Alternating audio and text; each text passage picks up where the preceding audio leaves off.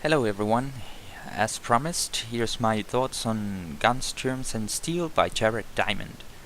I wanted to do this video earlier this week on Monday, but something came up, so I had to move it further down the week.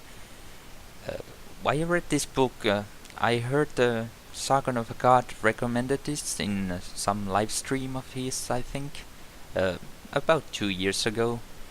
And since I'm a history geek and it kind of sounded like an interesting book, I wanted to buy it, or at least read it.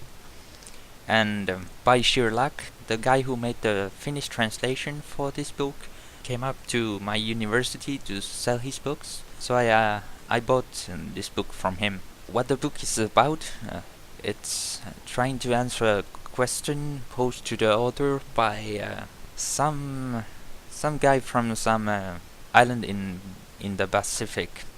Basically, why do Europeans have more wealth than the locals in the area? It has a lot of good points. I think the author has really put thought into this book and thought through about what kind of factors play into success in technology and what kind of communities we create. Some of these points are pretty self-explanatory, like what kind of crops or domesticable animals the continent or place people live in has, and some require more thinking, like what shape the continent is that the people live in.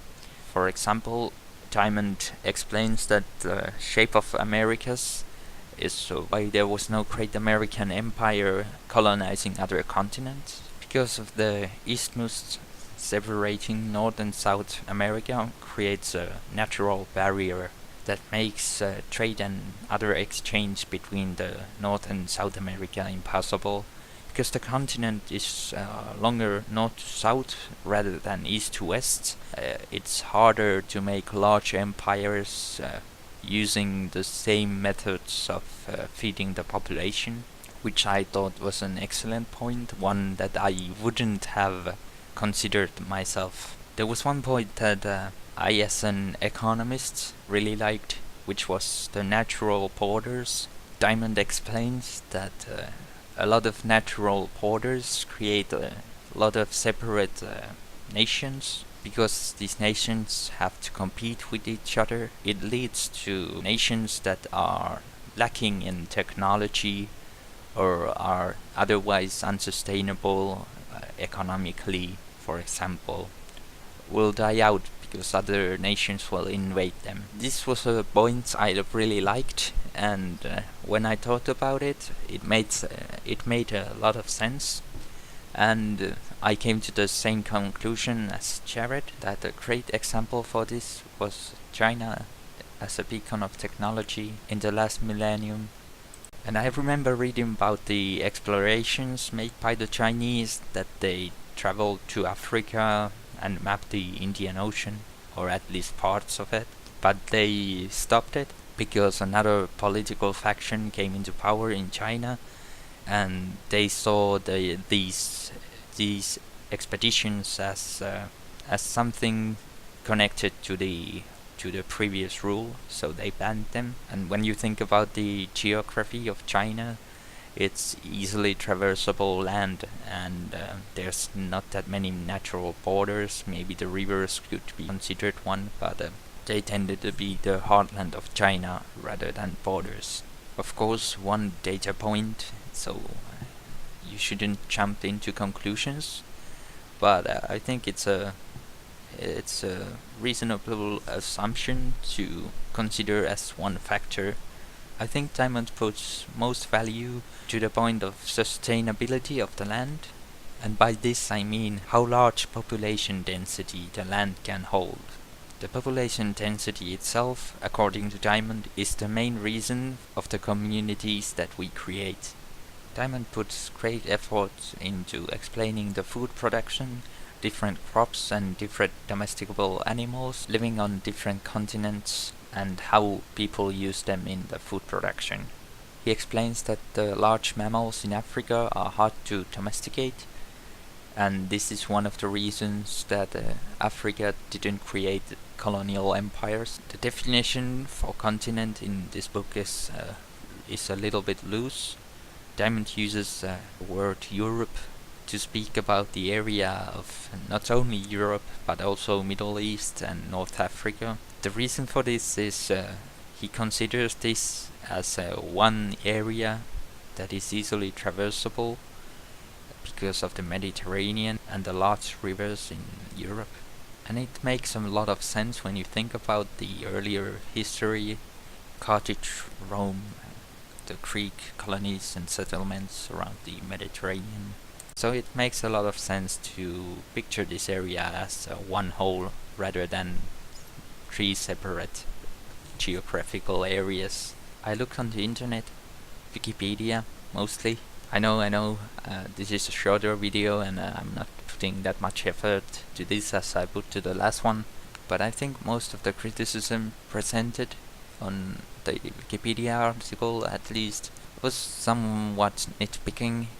There was one Austrian economist who had claimed that the development of societies is viewed too much as a top-down rather than bottom-up process. I think that this is a misreading of the book. Call me postmodern, but I think the society we live in affects our thoughts. A man who has grown inland away from large bodies of water is far less likely to create a better fishing net than a man who has lived in a society next to an ocean. Diamond himself said that he had to use a large brush when talking about the issues. He acknowledges that a lot of his points lack a lot of nuance. I think the way he talks about societies is a consequence of the large brush he had to use to cover so many millennia of history. Another criticism of the book is that Western ideas, especially Judeo-Christian values, is one of the reasons that Europe succeeded as well as it did. But Diamond argues in his book that it's the other way around, because there was a lot of competing nations in Europe. Only the ideas that allowed individuals to create new innovations and wealth could stay alive and compete with the other nations, while those who couldn't died out. All in all, I liked the book a lot. It was easy to read. I enjoyed the topic. I think Diamond had a clear way of thinking and he explained his thoughts. I do recommend this book for you guys if you're interested in history and development of human societies. I did think myself that some points could have been said better earlier in the book, but when I read the whole book through, I understood that these points that I had are being addressed in the last, say, 20 pages of the book.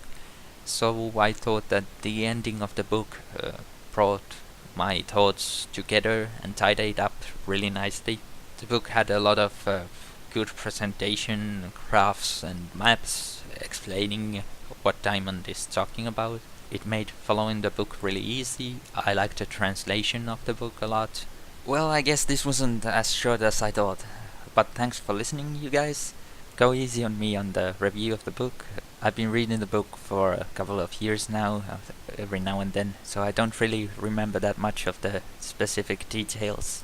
And like I said in my last video, my next video is gonna be about contemporary, either the economical effects of banning clear-cutting of forests, which has been a hot topic in the Finnish political debate, or the Articles 11 and 13 of the European Digital Copyright Law. I tweeted about these topics a while ago, but I want to make a more in-depth analysis about the topic.